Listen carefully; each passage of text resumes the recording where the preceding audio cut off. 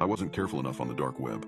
I now know why people go missing. You'd be surprised how many unsolved crime cases can be explained by the dark web.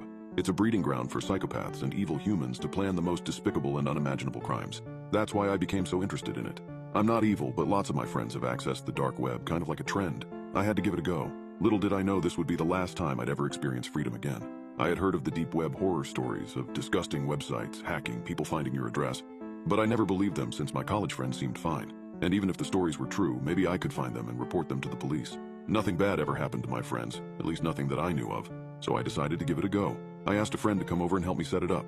When my friend arrived, we opened up my laptop and began to set everything up. My friend gave me a brief rundown and made it very clear that when I was using the hidden wiki, that I kept it on censored mode, so that it would be less likely for me to see something I didn't want to see. I listened to him at first anyway.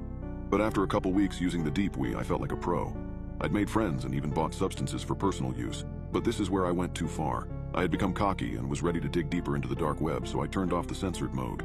It took a while, mostly because Tor is a bit slow and many of the links just led to dead web pages. But eventually I stumbled onto a site called All the Blood. I had a fairly strong stomach, or so I thought. But after looking at a few different chat rooms, I noticed how sick this site really was. The people in these chat rooms were actual killers, bragging about some of the things they had done. One man by the name of Culture045 had the stage in one of the chat rooms. He was explaining in detail how he had broken into someone's house, kidnapped a little girl, and brutally murdered her parents by hiding under their bed and then opening their throats. I didn't believe it at first. This guy was probably just making it all up on the spot. That was until he sent the pictures. These were the most horrifying pictures I had ever seen. Close-ups of the poor 10-year-old girl being brutally beaten and cut with a knife. Then he showed a picture of him with a drill drilling into her skull. The most haunting part is that while he was doing it, he was looking at the camera with sheer joy on his face. I couldn't hold in my anger, which was the biggest mistake I could have ever made. I had seen enough and typed in the chat room window, "You people are sick and deserve to die. How can you sleep at night?" Immediately people began making fun of me, saying that I was just as helpless and ignorant as the little girl in the pictures and that I should get off the big boy part of the internet. They began saying I was a wimp and calling me an empath. That was when Culture045 started typing. He said, "Really? Where do you live, buddy? I'm sure everybody would love to see you on this site."